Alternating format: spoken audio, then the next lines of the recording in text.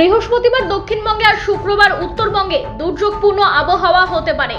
বজ্রবিদ্যুৎ সহ বৃষ্টি, শিলাবৃষ্টি সঙ্গে দমকা ঝোড়ো হাওয়া, এমনকি কালবৈশাখীর পূর্বাভাস দক্ষিণবঙ্গের বেশ কিছু জেলাতে। বৃষ্টি হতে পারে বাঁকুড়া, পুরুলিয়া, পশ্চিম মেদিনীপুর ও ঝাড়গ্রাম এই জেলাগুলিতে।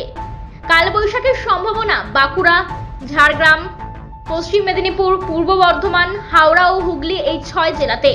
সব জেলাতেই দমকা ঝড় 60 কিলোমিটার গতিবেগে বজ্রবিদ্যুৎ সহ বৃষ্টি ও শিলাবৃষ্টির সতর্কতা। শুক্রবার উত্তরবঙ্গে বজ্রবিদ্যুৎ সহ ঝড় বৃষ্টির পূর্বাভাস। ধীরে ধীরে কমবে দিনের তাপমাত্রা। সপ্তাহের শেষে 4 থেকে 5 ডিগ্রি সেলসিয়াস তাপমাত্রা কমে যেতে পারে। তবে রাতের তাপমাত্রায় আপাতত পরিবর্তন নেই। দিনের বেলায় গরম বাড়বে, অস্বস্তিকর গরম কিছুটা রাতে থাকতে পারে। উত্তর পূর্ব আসামে রয়েছে সক্রিয় ঘূর্ণাবর্ত জোড়া অক্ষরেখা। একটি অক্ষরেখা রয়েছে ছত্তিশগড় থেকে কর্ণাটক পর্যন্ত। এটি তেলেঙ্গানার উপর দিয়ে গেছে। অন্য অক্ষরেখাটি কর্ণাটক থেকে কেরালা পর্যন্ত বিস্তৃত। নতুন করে পশ্চিমী ঝঞ্ঝা ঢুকছে উত্তর পশ্চিম ভারতের পার্বত্য এলাকায়।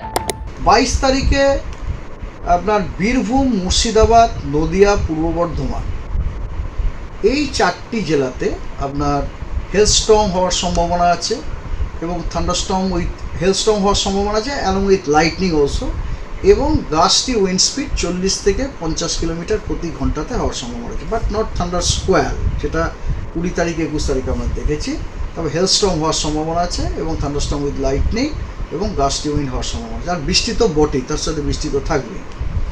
আর এছাড়া আপনার 2 24 পরগনা, পূর্ব মেদিনীপুর এই জেলাগুলোতে আপনার বজ্রবিদ্যুৎ সহ বৃষ্টি এবং তার সাথে ঝোড়ো হাওয়া 40 থেকে 50 কিলোমিটার প্রতি ঘন্টাতে হওয়ার সম্ভাবনা রয়েছে। ব্যুরো রিপোর্ট, আরভেনাম নিউজ।